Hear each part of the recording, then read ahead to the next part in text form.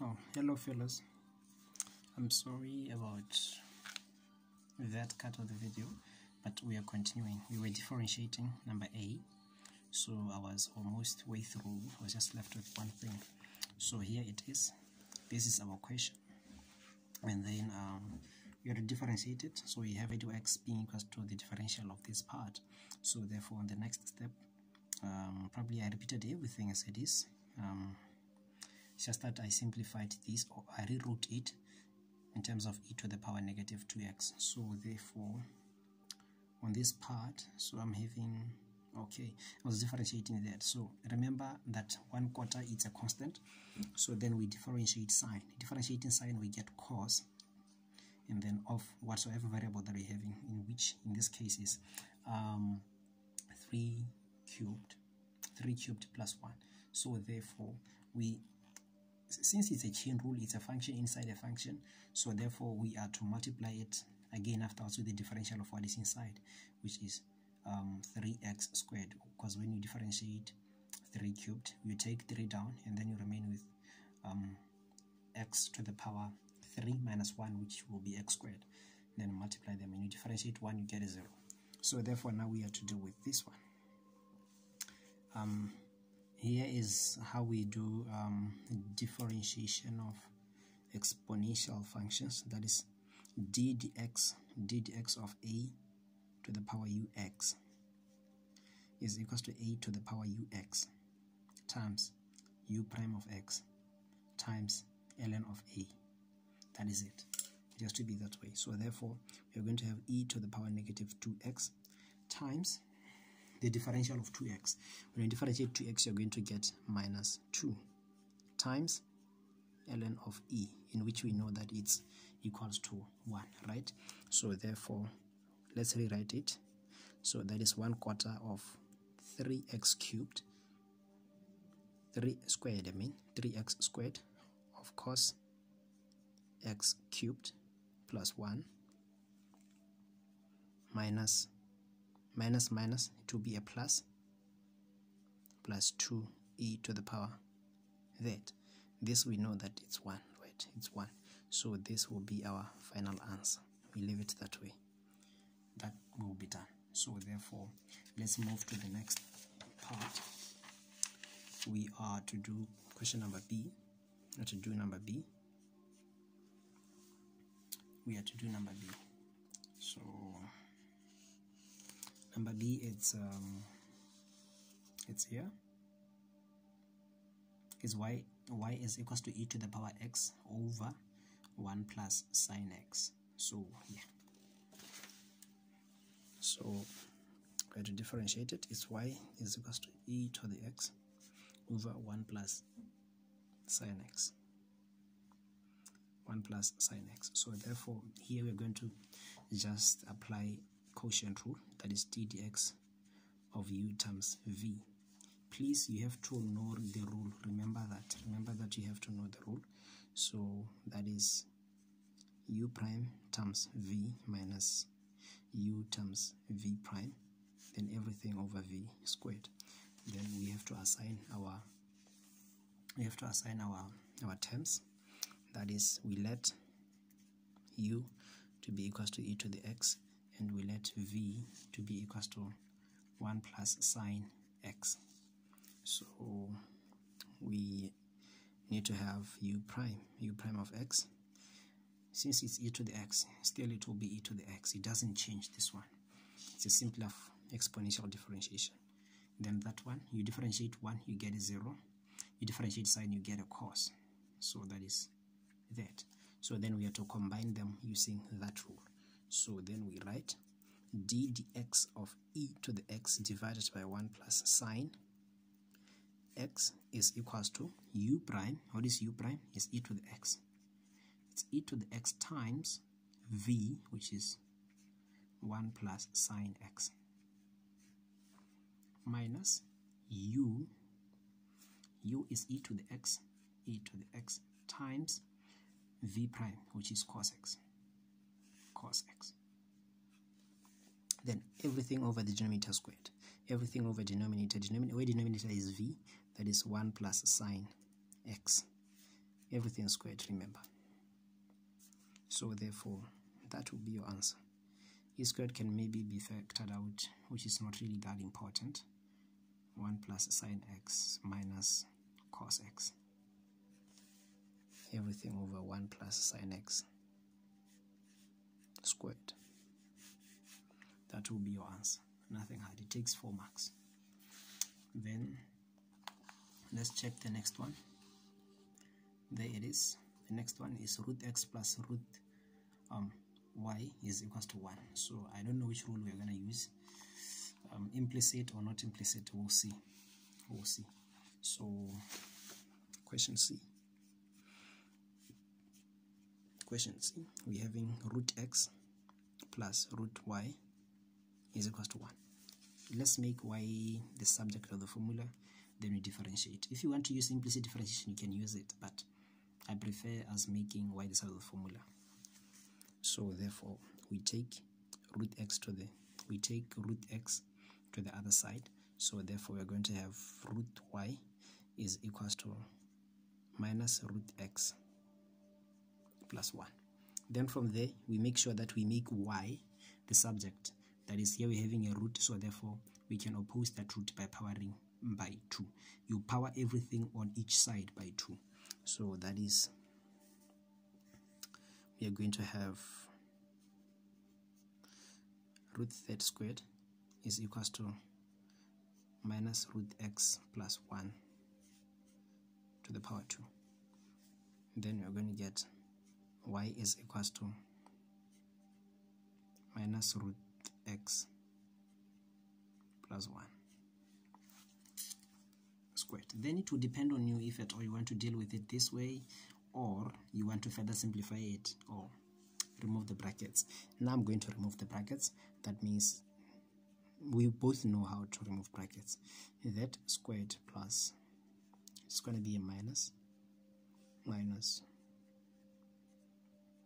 2 root x plus 1. So it's going to be that way, which is going to be x minus 2 root x plus 1. Therefore, having that, now I can differentiate. So dy dx of that thing will be, when you differentiate x, you get a 1, right? Then when you differentiate that, you're going to get, when you differentiate root x, remember that we have to write root x in terms of its powers. You have to write it in terms of its powers. Let me write ddx of x to the power half. I'm sorry for that, because I just forgot. Then ddx of 1, it's a 0. So we're going to have 1 minus 2 of here, take down half, then remove 1 from the power, then we're going to get that. So therefore that means that our final answer is that, or if you want to further simplify it, you can write it as 1 over root x. That will be our answer. It wasn't that hard. It takes 3 marks as well. So yes.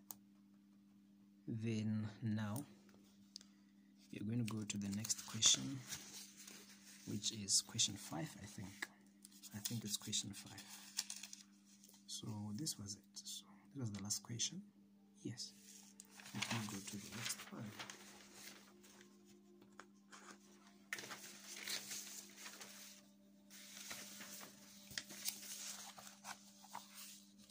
Question 5a. We're going to do question 5a. You gotta find the equation of the tangent line to that at the point t is equals to 2.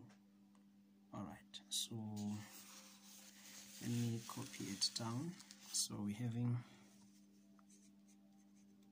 question 5a. It says we should find the equation of the tangent having x being equals to 1 plus 1 over t squared, then y is equals to 1 minus 3 over t. Alright, so at the end, t is equals to 2. at t is equals to 2. All right, now having this, remember that dy dx of parametric equations, it's in which way?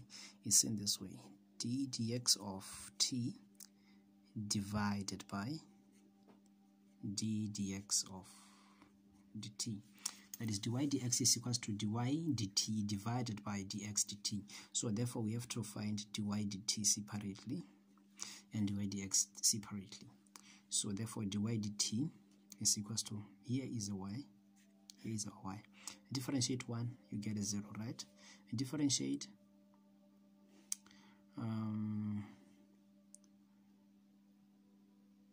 okay, let's factor out 3. You differentiate 1 over t, and it is the same as this. Okay, and we know that this can be written in terms of t to the power negative 1. So therefore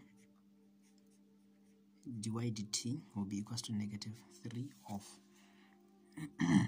negative 1, you take it down, then it will be times negative 1, then t to the negative 2.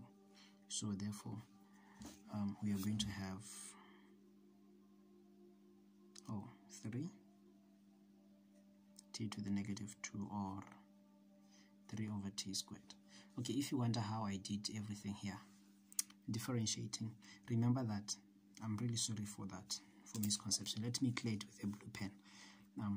Y is equals to 1 minus 3 over t, right? It can be written as 1 minus 3 t to the power minus 1, right? And then differentiating it, we're going to get y prime is equals to, differentiate 1, you get a 0, right? Minus 3. This one, when you differentiate t to the power negative 1, you take negative 1 down, then that is times negative 1 times t to the power negative 1 minus 1, which means that we are going to get minus plus, minus times minus, it's a plus 3 t to the power negative 2, which means that then now we're having t over that 3 over t squared, which is what we got there. So therefore now let's find, okay, I think it's clear. Yes, that is it. So it was just on a box for clearing misconception. You can work it this way or this way. I'm sorry, I was kind of lazy. So let's find dx dt. Dx dt. Remember, we are having that. We have to maybe rewrite x. We have to rewrite x maybe, which is 1 plus. We do the same thing, which is t to the power minus 2. Then we do by power rule. Dx dt is equals to, differentiate 1, you get a 0. And then you differentiate, okay, it was supposed to be a t here, I'm sorry for that. And then we differentiate that, take negative 2 down, t, negative 2 minus 1, which means that we're going to get negative 3 to negative 3, which is equals to negative 2 over t to the power 3. And then now we have to divide. Remember that dy dx is equals to dy dx, yes, dy dx is equals to dy dt divided by dx dt. Dy dt, where is dy dt, is 3 over t squared divided by dx dt, which is negative 2 over t cubed, right? I think it's clear. We're going to simplify it, but here we're going to use fractions. Remember fractions? We say that if you are having a fraction dividing a fraction, something like a over b divided by c over d, that can be simplified as, or can be calculated as, a over b times the inversion of the last fraction, d over c, right? That is exactly what you're going to do. That is 3 over t squared times t cubed over negative 2. Then we simplify these parts. That means we're going to have 3 over negative 2 t to the power. Remember, we are having same base, so that is 3 minus 2, because it's division, because this has been divided by this one, right? Then we're going to get negative 3 over 2t as our answer, dy dx. And then now remember that we are to find the slope. We are to find the slope of the the slope of the tangent line at where t is equals to 2. Where t is equals to 2. So therefore, where t is equals to 2, that means we have to have where t is 2. When we plug this 2 in our slope dy dx, we are going to get the slope of their whole function at that point, which is as well the slope of the tangent line at that point. So therefore, we are to get dy dx, all being functions of t, by the way, all being functions of t, is equals to, or at t2. So it is going to be equals to negative 3 over 2 of 2. Therefore, your answer will be negative 3. Negative 3 is equals to our slope, which means that now we are having something which looks like this. So therefore, now we are looking for the x value and for the y value. Looking for the x value, so that we can find c. For us to find c, we need to know x and we need to know y. X we don't know, and y we don't know. But we can find them by plugging the value at which this function is tangent. This straight line is tangent to the graph. So therefore, we're going to find x of 2, which is, we just take our formula. It's x of 2, where is it? It's here. Just plug 2 there.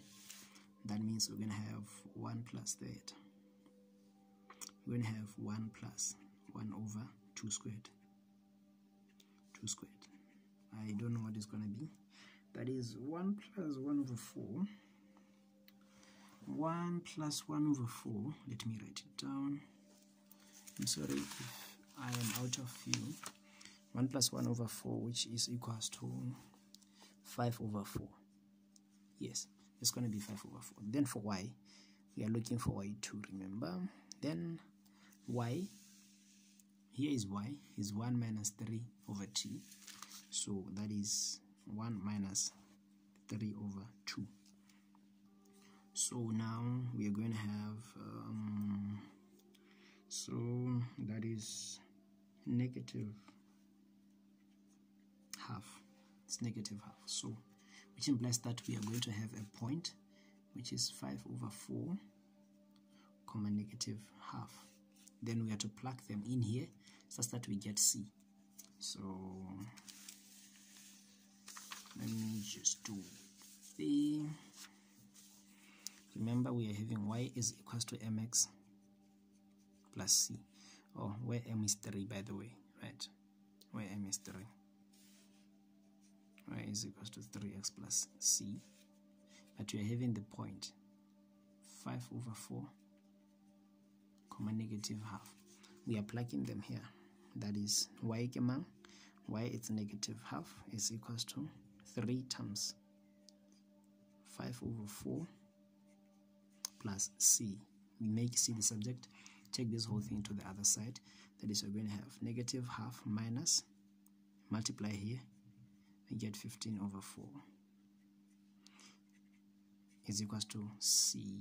Sorry for that. Is equals to c. 15 over 4.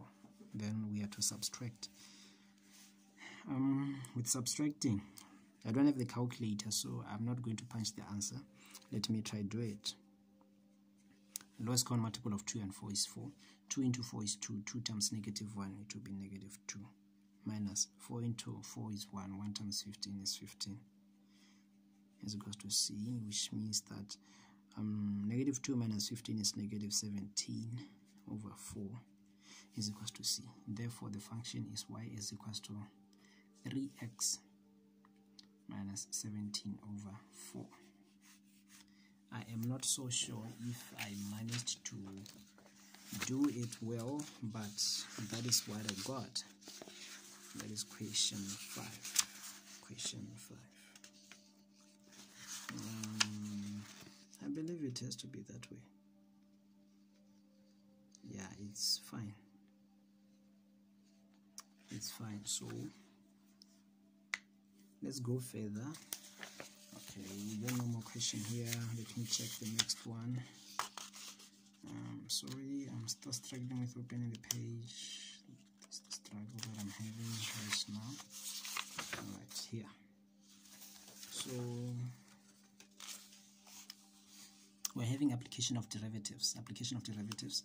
We're having this question of which we are to attempt. It takes 20 marks, I think. Yes, we have it. So it takes 20 marks. So therefore, let's go for it. Get the critical points, maxima and minima, point of inflection, concavity, concave up, concave down, stuff like that. So therefore, let's go for it. That is question 7. Question 7. We are given the function f of x, which is equals to 1 over x squared plus, no, it's a minus x. That. So therefore, the question says we should find all asymptotes. We should find asymptotes. Asymptotes.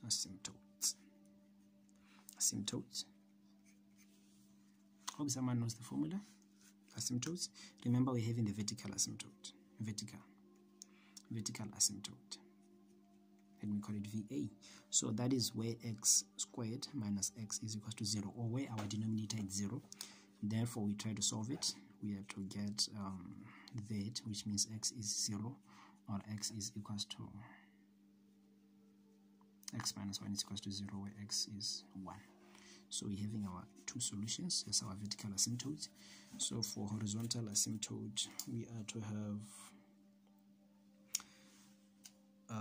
if at all the power of the variables which are on the denominator is greater than the power of the variables which are on the numerator. That means by default the asymptote is 0. The horizontal asymptote is y is equals to 0. So we're having three asymptotes. We're having a vertical asymptote at x is equals to 0 and at x is equals to 1. So therefore, and then we are having a horizontal asymptote at y is equals to 0. Yes, that is it. Yes, we're done with it. So we move to the next one, which is the second one. It says that we should find the critical points. We should find the critical points and the intervals where the function is increasing or decreasing. Here it says we should find the intervals.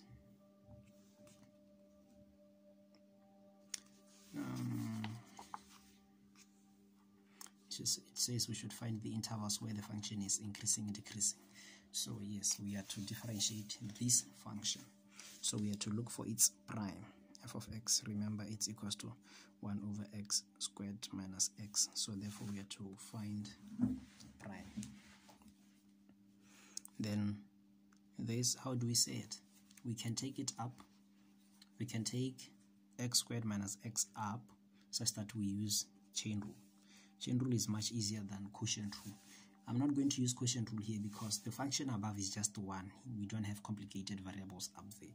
So let's just take it up, and then we are to have x squared minus x to the power negative 1. So we deal with it that way. So f prime of x is going to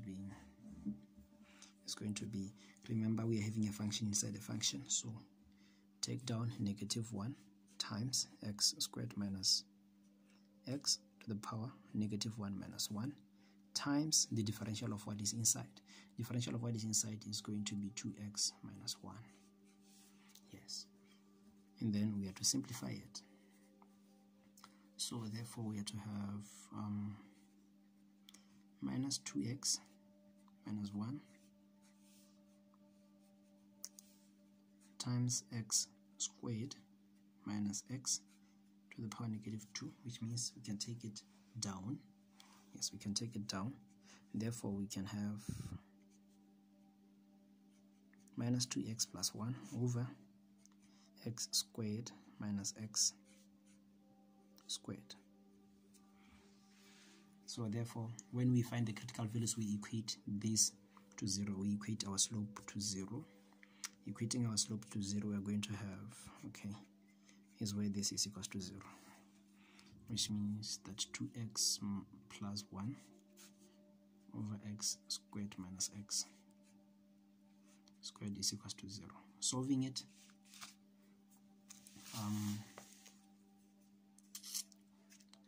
we're gonna have we're gonna have this times 0 is going to vanish. We're going to be left with the above part, the part above. So the part above, that means we're going to have, okay, let me show it, is equals to 0 times that part. It should be a minus here. Then it will just nullify, it will just go to 0, then we remain with this part. Remain with 2x plus 1 minus 2x plus 1 is equal to 0. Take this that side, you're going to be left with that. It's going to be minus 1 and then divide by minus 2. We will get that. We're going to get a critical point there. So after getting a critical point there, what you have to do, the question said, and we should find the local maximum or the minima. Oh no, it said we should find the critical points and then the interval in which the function is decreasing, increasing. It said points, and this is not a point but is an x value, so we have to look for the corresponding y value, that is y over half. Take our original equation, half in there, so that is that over half squared, half squared minus half squared minus half, which is 1 over 4 minus half. Then multiply everything by 4, so we make the beneath a single fraction. That is, I'm going to get 4, that here I'm going to get 1, that here I'm going to get 2. So I'm sorry, my arithmetic is very bad. That will be negative 1 over 4. Take 4 up, but to have negative 4. I'm sorry, probably. So yes, the point is going to be half comma minus 4. Yes, so that is it. And then we found a critical point, so we have to now define the intervals in which the function is defined or not. Okay, increasing or decreasing, those stuff. So therefore, let's check the intervals. So the intervals, we partition our interval with the x value that we found. That is from negative infinity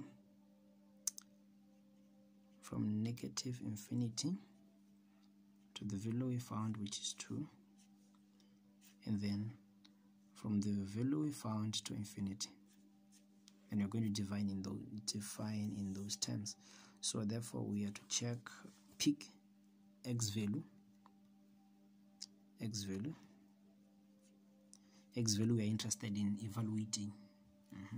So we're going to have, let's pick, here it's half, let's pick a 0, x equals to 0, and then here we will pick x is equals to 2. We're going to plug them there. So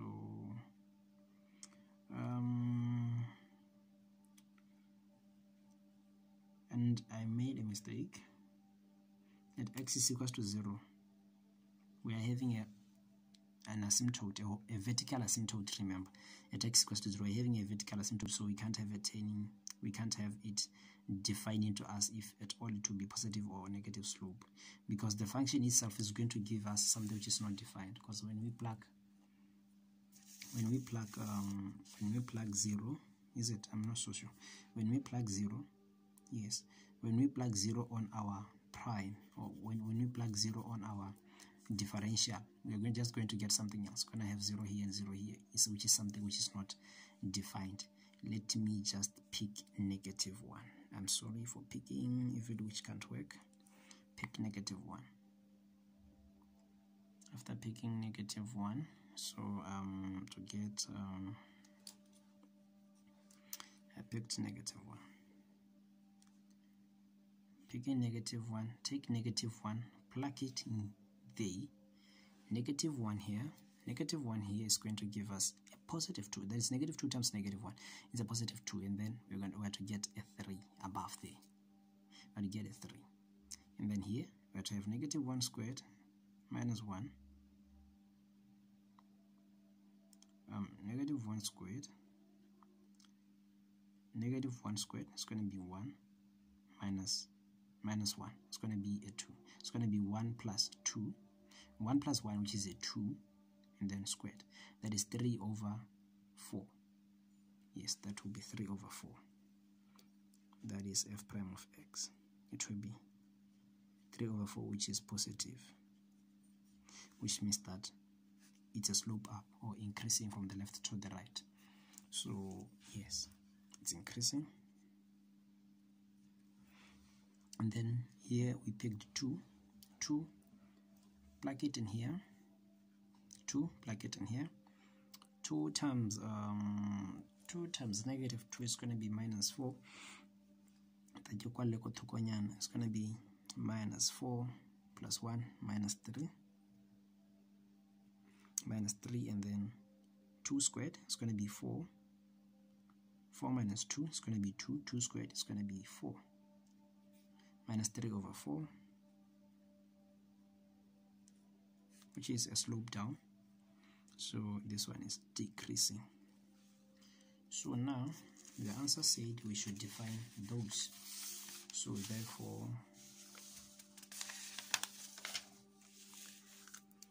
therefore we are having the critical point. The critical point at we are having the critical point S half comma negative 4. Half comma negative 4, and then we're having our intervals of increasing, decreasing. Let's just say f of x is increasing.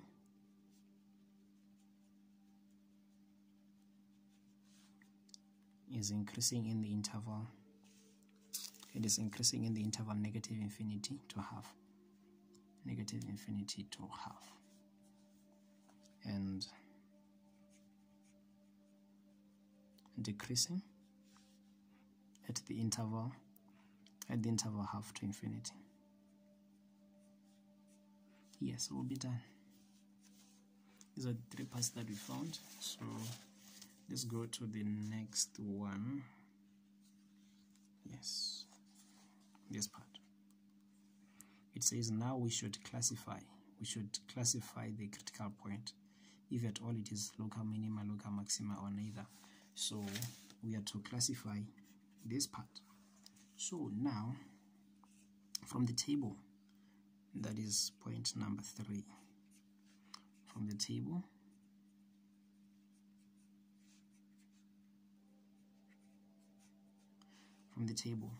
we see that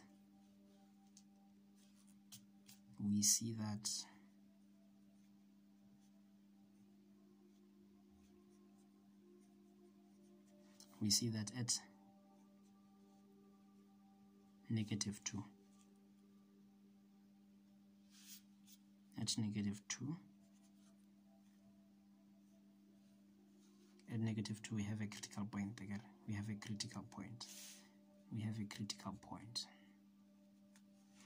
a critical point. But from the left hand side of negative 2,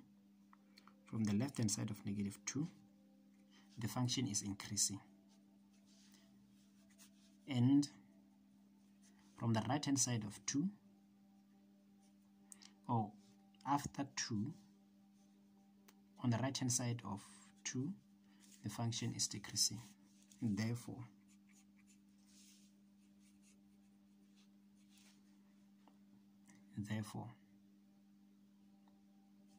it's a local maximum.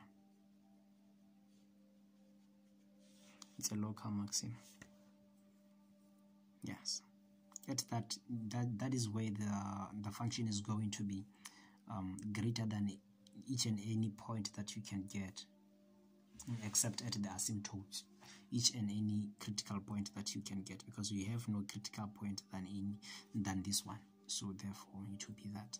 I know I didn't define it well. I didn't support it well to prove my answer to be right.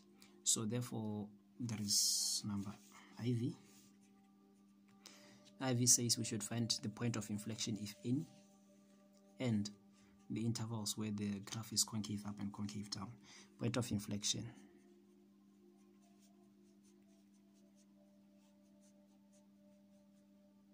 inflection local y. Okay, thank God.